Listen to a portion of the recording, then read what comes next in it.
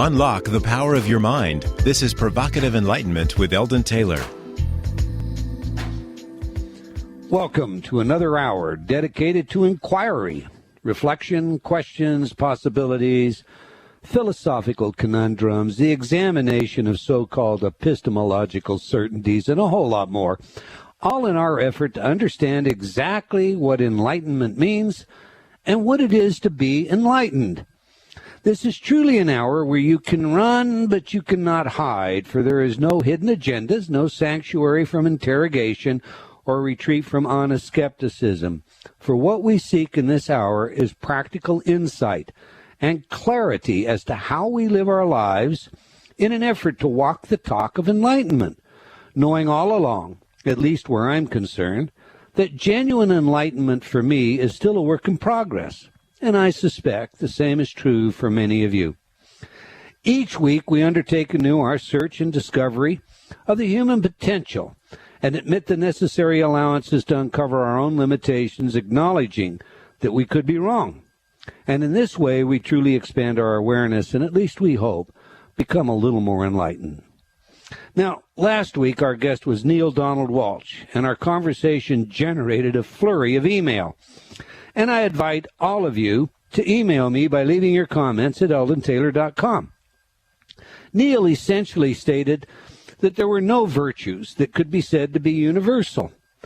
Indeed, he asserted that values were relative, an argument I branded as cultural relativity. I had a problem with that statement.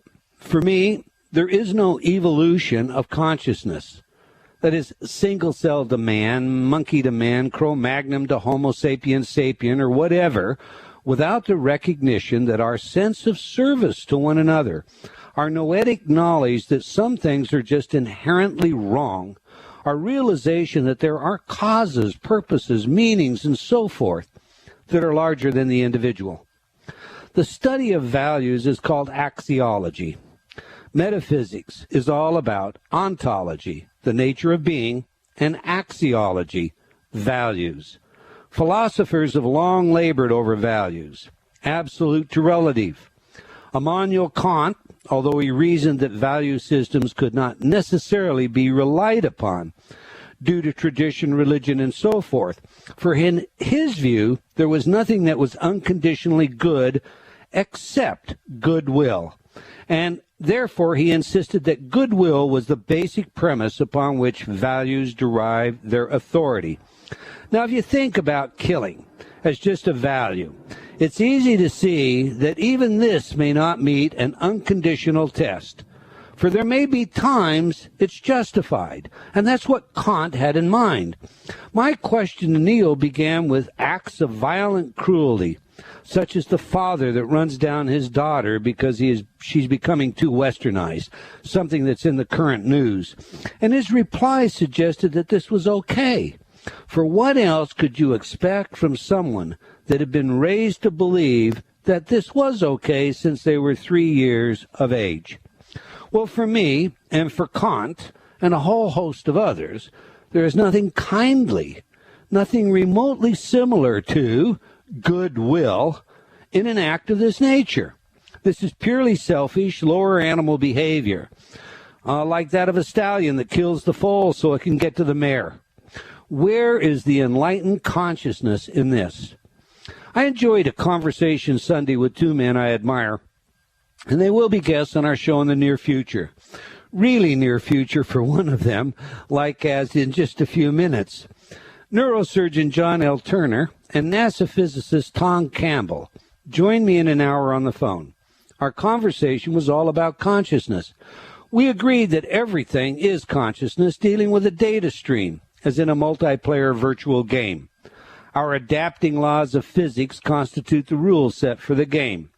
We make changes in our individual realities by how we interpret this data stream, and as a result of our interactions with others in our interpretations. So in this model, it is our relationships and our mutual interpretations that reinforce the world as we know it. Now, leaving it there for just a minute, what is one to do when in the nature of their interaction with others two opposing views arise? Simple. They discuss those views in an adult manner, hoping to gain from the exchange, and not as a result of subtracting from the other. To that point, then, Neil and I disagreed and had a relatively civil discussion about that disagreement. I asserted that the world would never know peace if we couldn't come to some point where there was a common virtue, common values that we could then put the rule of law behind. In my opinion, that might begin by deciding that life was sacred. In this great country, we think of it all through the eyes of our founding fathers, created with certain inalienable rights: life, liberty, and the pursuit of happiness. Neil's answer went along the lines that this is exactly what happens when 50% plus one agree. We live in a so-called modern era where tradition is often discarded. In this culturally relevant modernism, there exists little coherence in values or ethics. There are those that say something along the lines of that suggested by Neil when he said, "Eldon, you expect people to be consistent, and they're not." He's right. I want coherence, consonance, not dissonance.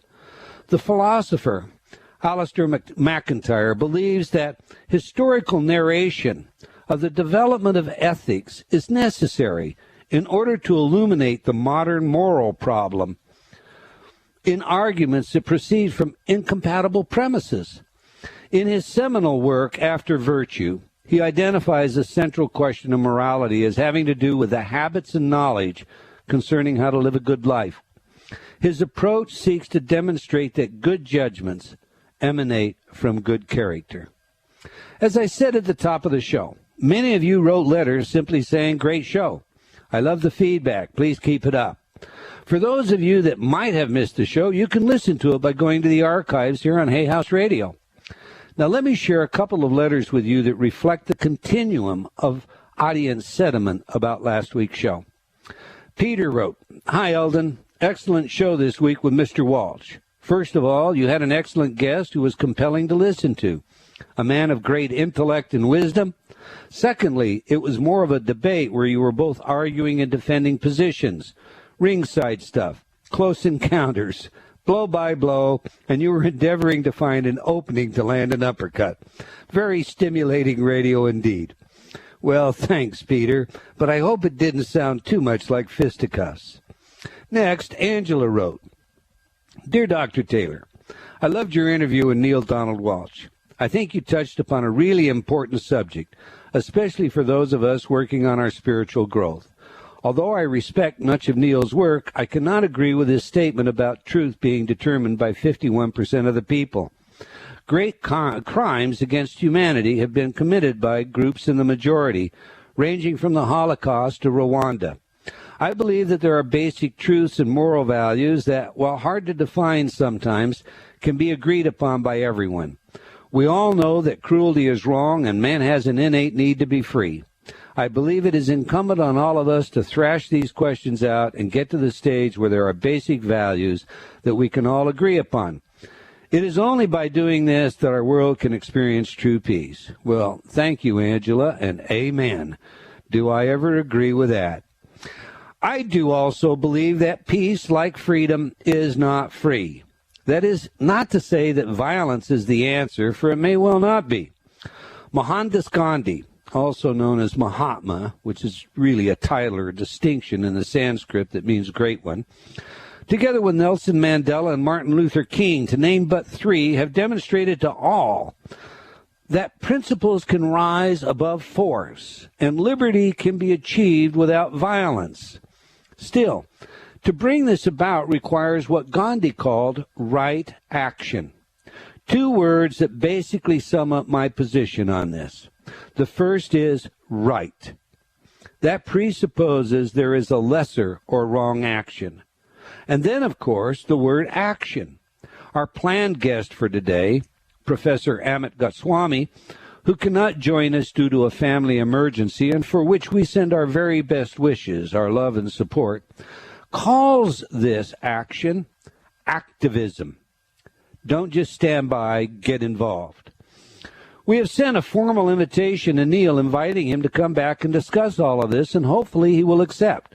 He did tell me over the phone at the conclusion of last week's show that he would love to. So perhaps then we can really flesh this all out and find some common ground. You know, I remember reading Baird Spalding's Life and Teachings of the Masters of the Far East years ago. In fact, I left Volume 1 on an airplane all marked up, and I hope whoever found that enjoyed it as much as I did. In this multi-volume set, the Masters address America. Essentially, they describe it as a great experiment that is the lighthouse to the world, a country unafraid of its spiritual heritage and undivided by its religious differences, a country where freedom rings, a country governed by laws designed to treat the least among them exactly as the most powerful, a country of hope and vision and opportunity. Again, a lighthouse to the world.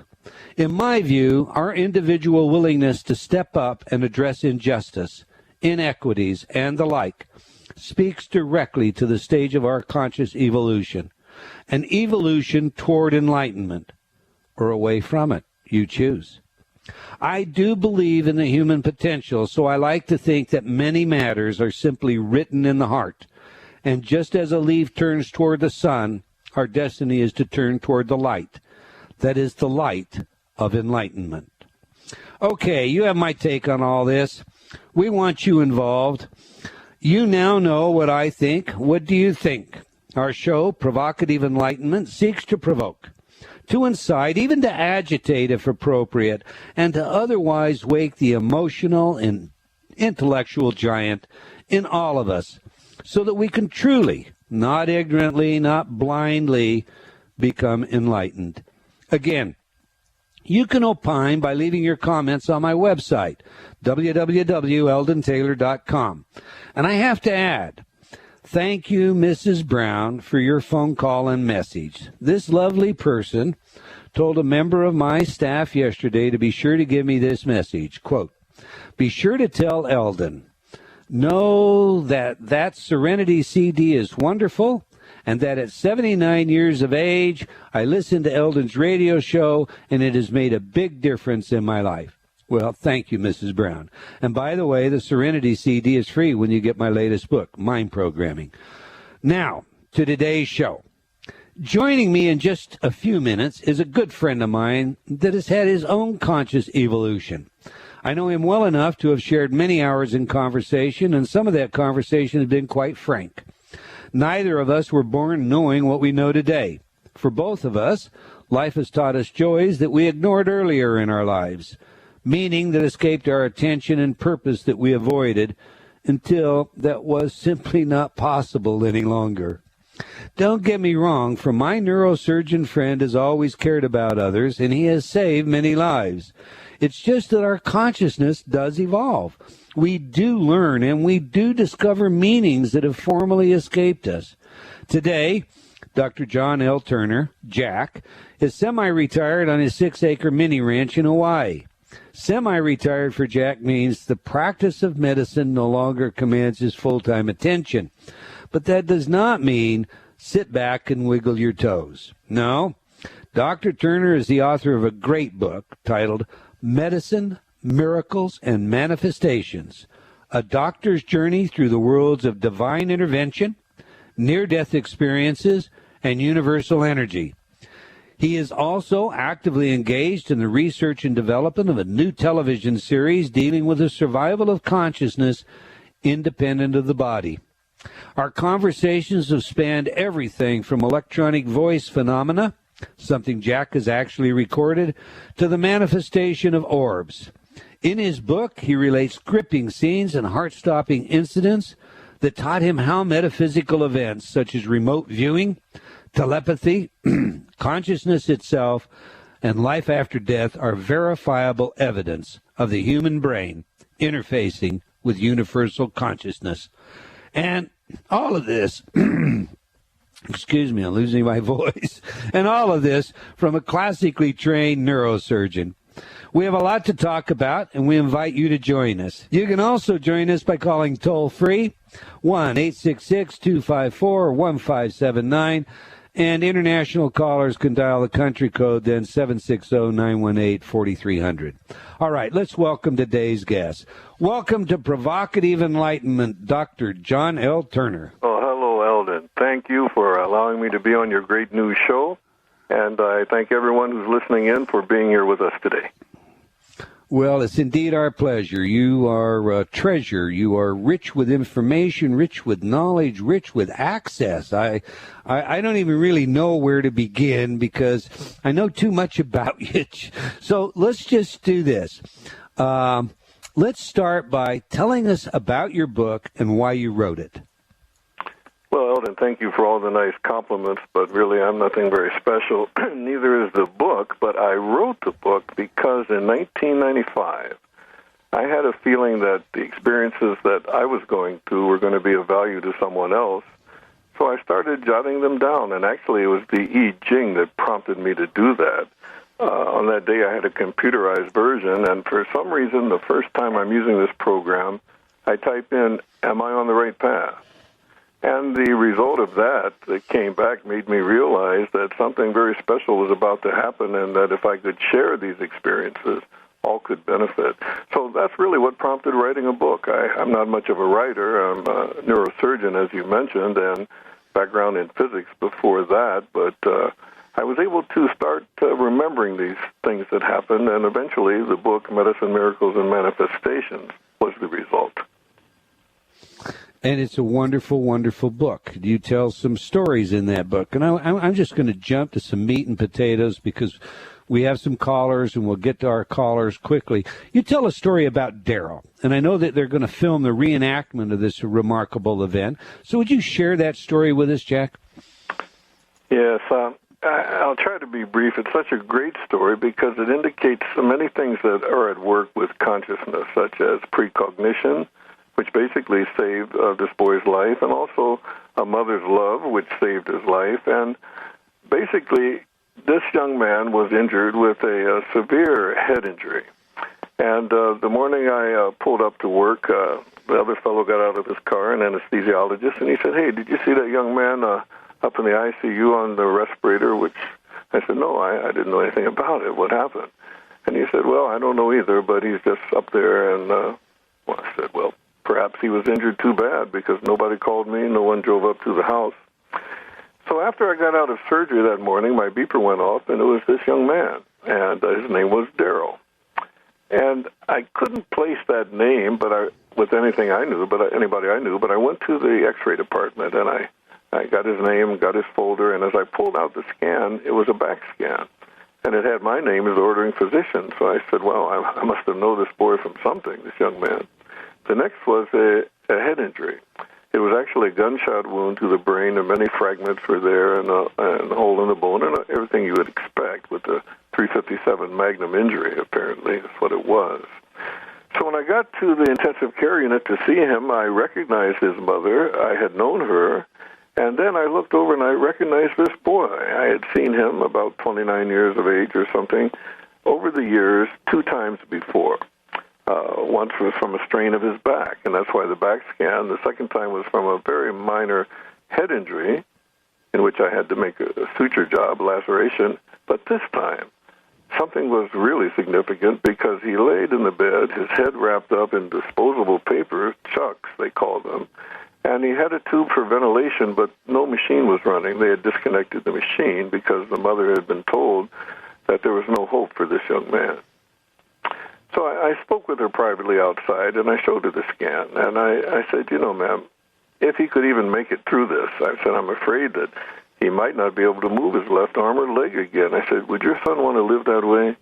And she said, no, he certainly wouldn't. Then she explained that they had recommended that he donate his kidneys and his liver and his eyes because he was a healthy young man. And his girlfriend remembered that he never wanted to be an organ donor. So the mother refused that, and she was just there waiting for him to take his last breath, but she thought she would ask me to see him since I knew him before. Well, as it turned out, Eldon, as I was telling her, I was very sorry that this all happened to him, and she said suddenly, but he responds to me. And I said, what do you mean? She said, he'll squeeze my hand.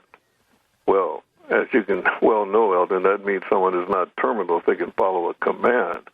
So I said, just a minute, this changes the whole story. So I went back in, and he was really paralyzed, wasn't moving anything, but I leaned down and whispered in his ear if he knew me. I said, Darrell, do you know me? And I put my fingers in his fingers, and I said, if you do, give me a squeeze.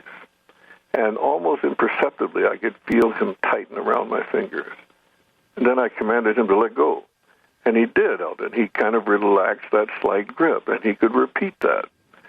So I told him I'd be right back, and I explained to the mother that her son was wide awake, just he was unable to show any sign of movement. Well, this certainly shocked her. The night before, 24 hours before, she had been told to donate his organs. So I went back, and I said, look, we'll have to let him make a decision, because if he wants to make it through this, we have to move fast. So I was able to show him, Eldon, how to lift one finger a little bit, move it for yes, two for no, and he was able to tell me that he knew he was in the hospital. He didn't know why. And I said, look, if you want to make it through this, we've got to operate fast, but you may never be able to move your left arm or leg again. I said, do you understand that, Darrell? And he indicated yes with one finger.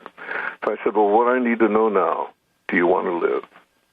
And then, Eldon, he replied with a yes movement, and then a 1, 4, 3. One finger, 4 fingers, and 3 would move. And the mother started crying. The girlfriend started crying, and I was surprised. I said, what is this? He said, that's their beeper code for I love you. Yeah. So anyway, took him to the operating room, and as I repaired all the damage, I also gave him about 20 minutes to 30 minutes of what is called jorei, Jorei, Japanese word for uplifting of the spirit. This is a physical light energy channeled from the hand. And I had been researching the work of the Mokichi Okada Association for some years, and because this was Hilo and because this was Hawaii, I was able to blend Eastern and Western medicine.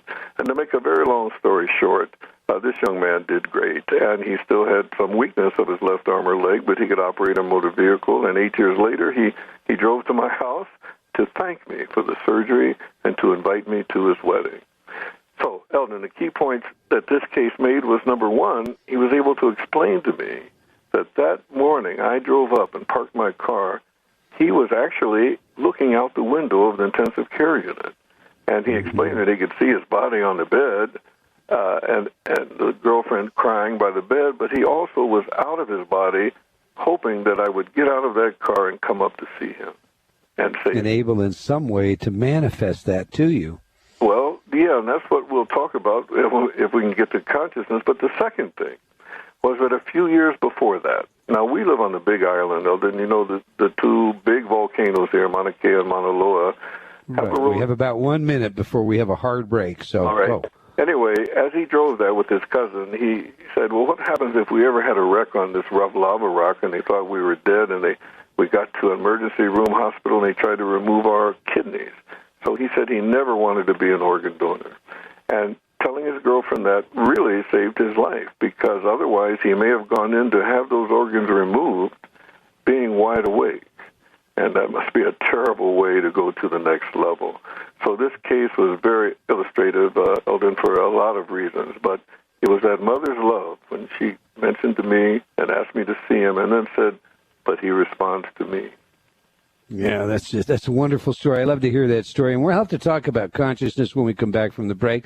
We'll take some calls first. Maybe we'll even take on the Shivo case, because the new research shows that, what we thought were patients without consciousness indeed have consciousness, can be trained to do things similar to what you're describing with Darrell. You're listening to Provocative Enlightenment. I've been talking with Dr. John L. Turner about his book, Medicine, Miracles, and Manifestation. It's a great book, and you can get it from Amazon or Barnes & Noble online or your favorite bookstore. Check out his website, johnlturner.com, or just go to my site and follow. Have you talked to yourself lately? What does that inner voice say? Are you constantly hearing negative feedback? Ready for a change? Inner Talk, Eldon Taylor's patented subliminal technology, can do just that. Change your inner self-talk. Turn off the negative by replacing it with positive affirmations. Inner Talk has been researched at universities such as Stanford and by governments around the world, and has been proven effective at priming your self-talk. Armed with a new positive outlook, you'll find everything becomes easier, from losing weight to stop smoking, giving presentations to riding horses. Learn new things to being a powerful salesperson. Choose your title for change today. Visit www.innertalk.com. That's INNERTALK.com. Innertalk.com. Thank you for joining us today. I'm Eldon Taylor, and it's my pleasure to host this special investigation. I love your comments and feedback, so please join me on Facebook or send your email to eldon@eldontaylor.com. That's ELDON@eldontaylor.com. We'll try to share some of your letters every week because your feedback does influence our programming, and we're grateful for that guidance. So I look forward to hearing from you. Thank you, and enjoy. Confusion, deception, manipulation, feeling a bit controlled, lost. Learn how you can take back control of your life through proven techniques in Eldon Taylor's revised edition of Choices and Illusions. This New York Times bestseller is a guidebook to your journey to self-actualization, filled with practical, real-life solutions backed by scientific studies and guaranteed to awaken your inner genie. Get your copy today from all bookstores.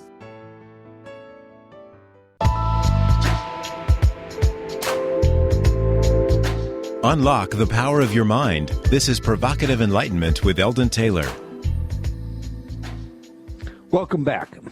And if you haven't yet obtained a copy of my new book, Mind Programming, go to my website, eldontaylor.com, and click on the special offer pane. Now, if you just joined us, I'm Eldon Taylor, and my guest today is Dr. John L. Turner.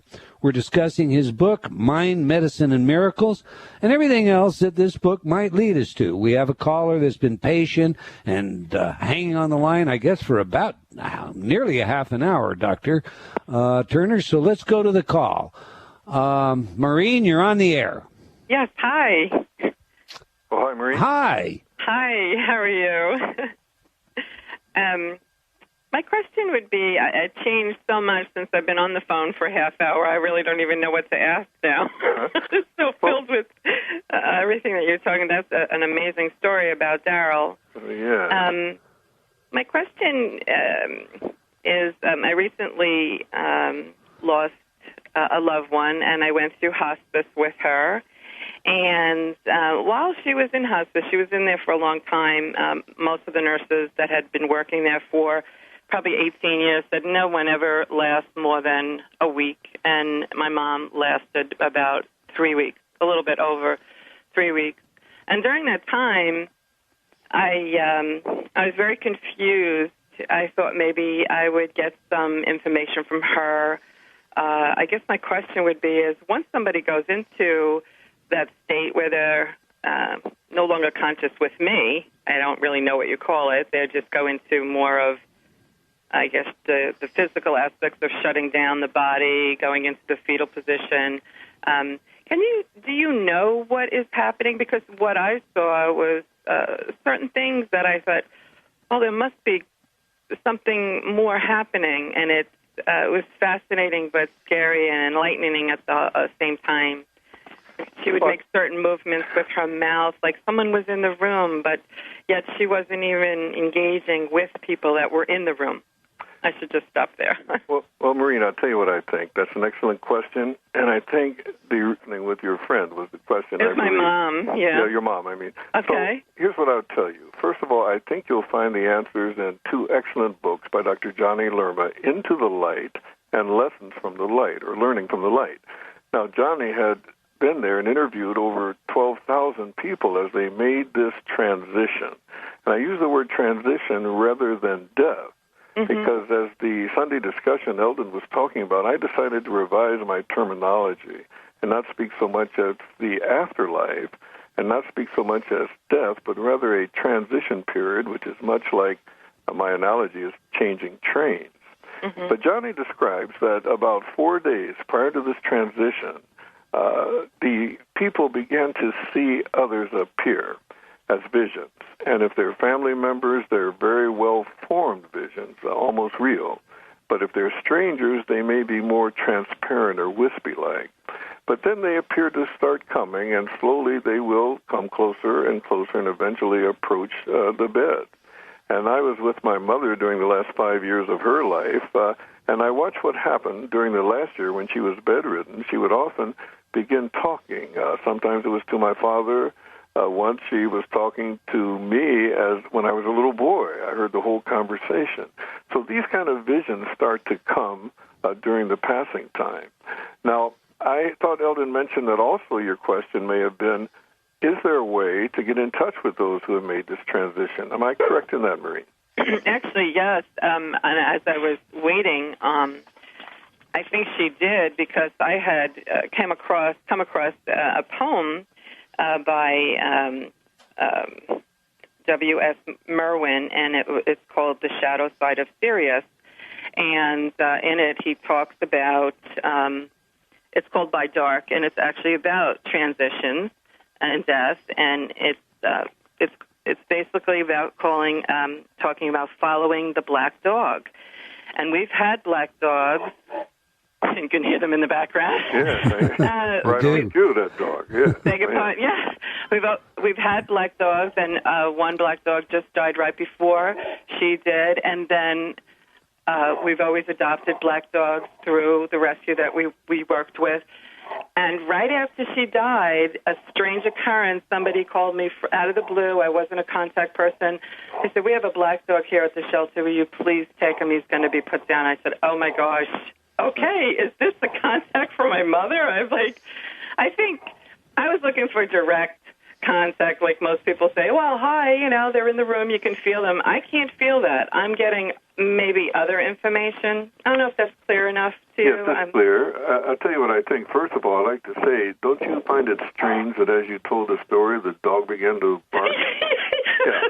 Now, the other thing, Marie, what people notice that after someone makes this transition or passing, that sometimes there'll be a movement in the room, an object may suddenly fall, something to get their attention. And I think an excellent study in this actually is the movie called Passengers. I don't know if you're familiar with that or not, but it explains a little bit about what may happen in that transition period for someone who is passing. Also, the book Hello from Heaven by Bill Guggenheim explains how people receive this information after someone has passed in ways that are not technical, such as going through a medium, which Dr. Gary Schwartz explains that quite well in his books. There's other ways, too. Dr. Alan Bodkin and Craig Hogan talk about induced after-death communication, and they use a process called EMDR, standing for eye movement desensitization and reprogramming, and they found that they can actually put someone in contact with a recently deceased loved one.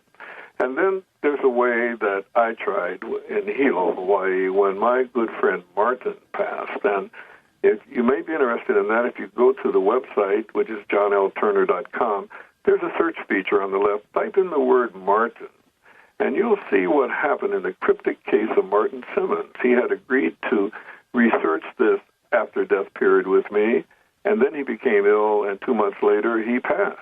That quick. And the day before he did, Maureen, I said, "Martin, are you still interested in this research?" And he said, "Absolutely." And it was researched by using electronic instruments. Have you heard of EVP, Maureen, electronic voice phenomena?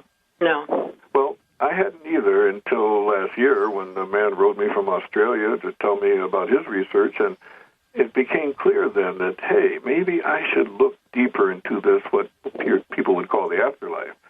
So when I got back to Hilo, I tried it with a small radio. We get the radio to sweeping the frequencies, and then I put the question out there. I said, "Martin, are you there?"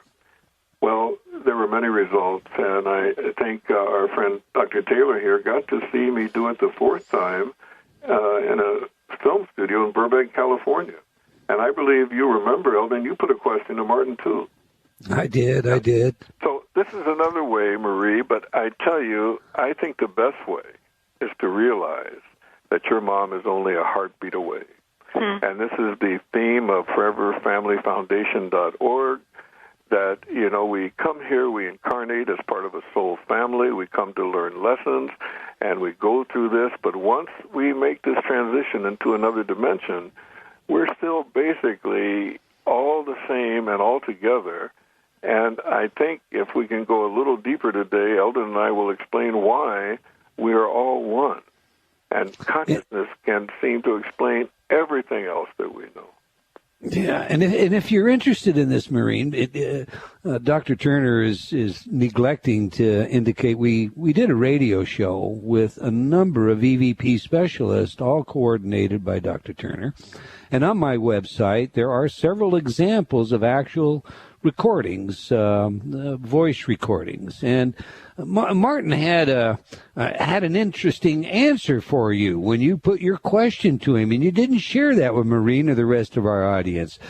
So tell us, what was the question that you asked? Well, no, I'm going to put the question out there. You said, Martin, are you there? And what was the recorded answer that you took from that, Dr. Turner? The very first time came a hello. And it came in his exact voice and British accent. He lived in London. And it came within seconds of my putting that question out there. And when I played that for his wife, his friends who knew him well, and even my wife who knew him well, they couldn't believe it. It could sound exactly like Martin. Now, in my research and reading, trying to study this, I realized that can happen too. It can sound just like the person. Well, I stopped. I said, let me try to understand this. I did some reading. I came back to it weeks later, and I tried it again. Is that you, Martin? Or Martin, are you there? And this time, what came through clearly was a simple word answer, one-word answer. Yes was the answer. So that put me back to studying again. I said, something very interesting is happening, but how can I understand it? So the last two times were very interesting. Here in Hilo again, I got out the equipment. I said, Martin, are you there? And what came through was 3 words. That's the question. That's the question. So Martin has a sense of humor, as Eldon probably has heard. And again, I stopped, Maureen, and I waited. And I said, let me try to digest all this. And then I met Dr. Taylor in person for the first time in Burbank, California, as part of a project. And then I asked them if I could do a little tribute to my friend Martin, and they filmed me doing this again. I had all the equipment I brought with me. And again, with the cameras rolling, with Eldon standing there, I said, Martin, are you there? Now, again, think about this. This is 3,000 miles away and 3 or 4 weeks away from the last time I did this. And the same 3 words came through. That's the question. So, yeah, if you're interested, Maureen, go to eldontaylor.com/articles, because it's a hidden page, /EVP-HTML, and you can hear all these samples. Well, thank you so much. Well, I hope we. Oh, thank you. Thank you for calling. Thank you. All right, Dr. Turner, I have feedback and questions from the chat room. Another couple of calls here, but I want you to be aware of some of this feedback from the chat room. When you told the story about Darrell, Jennifer says she got chills. Yes, love the part. And Schofield, I guess it is, said, I just got chilled from the love you part of the story, the tapping of the fingers. A lot of great feedbacks in the chat room having to do with that story. Now, let me give them some more chills about that story real quickly, Eldon, because that day when he made that move, and I love you, I said, all right, let's go. I wheeled him into the operating room, and it turns out that the anesthesiologist, named Steve Guerin, was there to do the case. He was called in, said, Turner has a case. And he was the same man that was asked to intubate Darrell when he came to the emergency room. He was the same man that was asked to disconnect the respirator. And when he saw me wheeling him in, he was the same man who was my wife's ex-husband. He said, now, just what kind of prognosis did you give this family? Because he was told the young man was dead, basically. Right. I said, Steve, listen, I'm sorry, but it's a long story. But I leaned down, I said, Darrell, open your eyes. And he did. I said, now, do you have anything to tell Steve? And he moved the 1, 4, 3. And Steve apparently knew what that meant. He couldn't believe it. And while I was doing the surgery, he was down in the emergency room to explain that the one they thought was dead was really getting fixed right now, a day later. So that's kind of a chilling thing, but just think, had Darrell not had that premonition several times about organ removal while in a comatose state, this may have happened to him. And probably without anesthesia, Eldon, because they would have felt there was no need for any pain-relieving anesthesia. Yeah, ouch. Ouch, literally. Yeah. All right, Dr. Turner, we have Charity from Chatsworth, California. Right. Charity, you're on the air with Dr. John L. Turner. What is your question? Hello, Dr. Eldon Taylor. My question is, I was wondering, how am I able to tap into the psyche to overcome emotional barriers? I'm sorry, Charity. Could you repeat that one more time? Tap into what now? To the psyche to overcome emotional barriers. That's a very complicated question. You know, had you asked me that a year ago or even less, I may have said, well, you know, you have to do this and that. My mother was a psychologist, right? And actually a child psychologist, so I grew up with all that.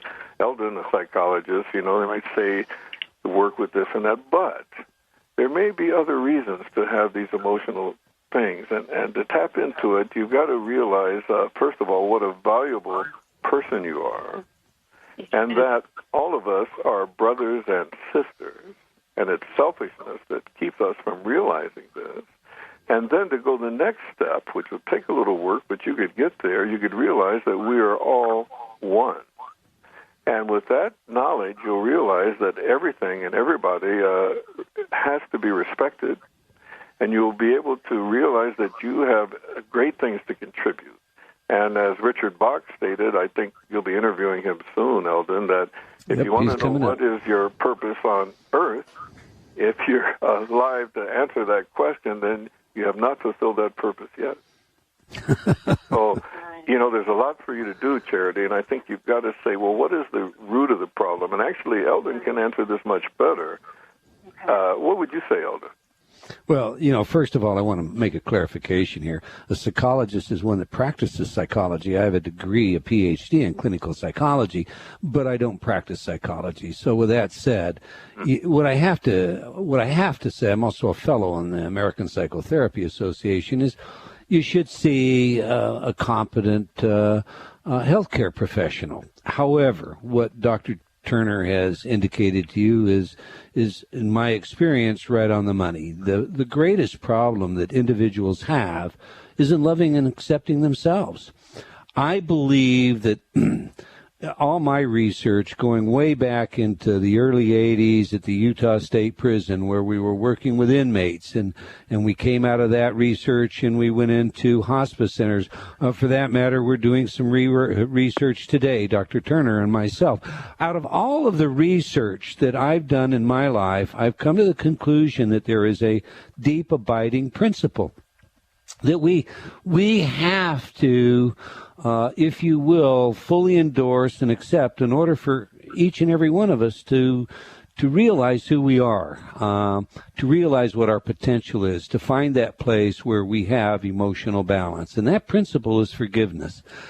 In the prison system, way back in the early 80s, we utilized I forgive myself, I forgive all others, I am forgiven, to lower hostility, aggression, and interruptivity rates. And the reason for that is the hardest thing a human being can do is accept responsibility for everything in their life. The nature of our society is such that we learn very early to blame anything and everything outside of us for all that happens that doesn't please us. We learn very early through different psychological mechanisms to displace that responsibility and to do it mechanically so that we're unaware of it. I don't want to take this hour, and we could take this entire hour to talk about just this one question, and maybe we do that in another show. But I would suggest this to you, Charity. If you go to my website, eldontaylor.com, and click on forgiveness, there's a free download that you can get as an MP3, or for that matter, you can order it as a free CD called Forgiving and Letting Go. That program we have run double-blind studies with and found to be effective in multiple domains, but most importantly in an area of learning to love, to accept yourself, to take responsibility for your life in a way that empowers you to change the negative that's in your life. For what it's worth, I'd also suggest that you take a look at some of the articles on the site. There's one out of Choices and Illusions that talks about how we make choices. In fact, there's a flowerpot story I may let Jack tell you about before you get off the air. You want to tell her about that one, Jack?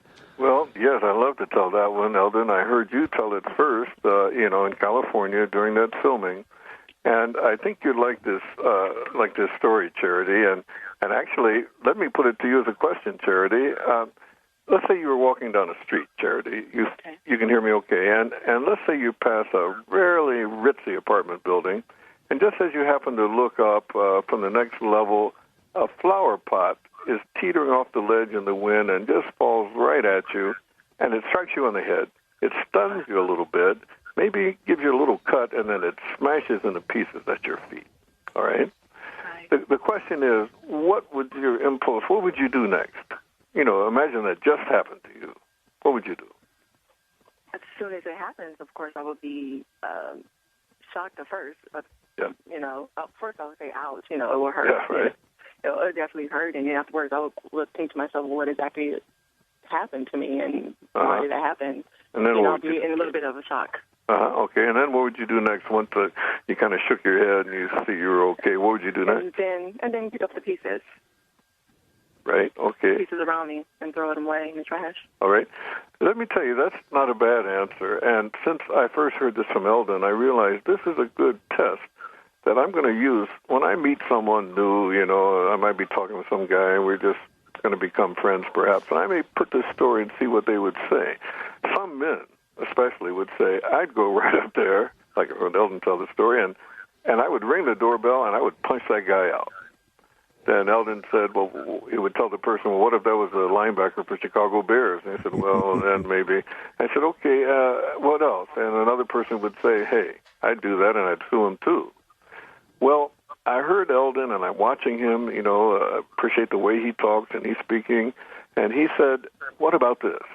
What about if you do go up and ring the bell, and when they answer, you say, look, this is what happened, but I know you wouldn't want to have your flower suffer, so here you go. Here's your flower back, and how do you like the pot I got for you? Well, I tell you, that way of thinking would be the way, and you can tell a potential new friend to see how they'd answer that question. If they say, I'd punch them out, well, maybe you can say, well, you have a nice day, and then someday we might meet. But, picking up the pieces was one reaction when I asked a very lovely person the other day, and, clean it up and throw it away. That's what I would have done if I hadn't met Dr. Eldon Taylor, you see. Okay. And let me tell you, Charity, when I left California and I came back, that recording equipment, I put in my suitcase rather than hand carry it, and when I got back, it was gone. A couple of digital integrated circuit recorders and that small radio that could sweep.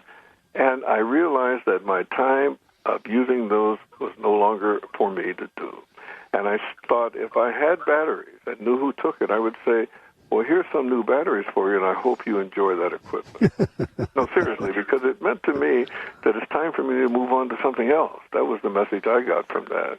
And also, to not react with any type of anger and violence. There are cases, like Eldon mentioned, when it may be indicated. Say my little boy was with me and that pot had knocked him out. He ended up having surgery and died. Well, all those kind of things can happen.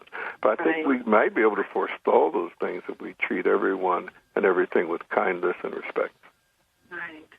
Especially ourselves, Charity. Yes. I hope Thank you for your call. Thank you very much. You're welcome. Dr. Turner, we have a little over a minute 20 seconds, thereabout. I want everybody to know the name of your book again, your website. Tell them about, you have a sound file there that's available that you just provide everyone. Take roughly 30 seconds. Talk fast, would you please? You called the book Mind, Miracles, and Manifestations because you and I have talked so much about the mind, but the book is Medicine, Miracles, and Manifestations, A Doctor's Journey to the Worlds of Divine Intervention, Near-Death Experiences, and Universal Energy. The website is johnlturner.com. There are links there to Amazon and New Page Books, the publisher, and Barnes & Noble. However, more importantly, Chapter 1 is posted under the blogs where you can actually read Chapter 1 and see if it's something you'd be interested in reading or obtaining. But I think it would be an interesting book for those who may want to know what spiritual path could they take? Because I explained many that I took. And at the end of writing the book, Eldon, I realized that the path I was looking for, I was already on. Yeah, well, you got it. And we're out of time, Doctor. So Thank you. Remember, it's johnlturner.com. Join us next week. Nick Begich is my guest. Angels Don't Play This Harp is the subject. We're talking about brainwashing and mind control.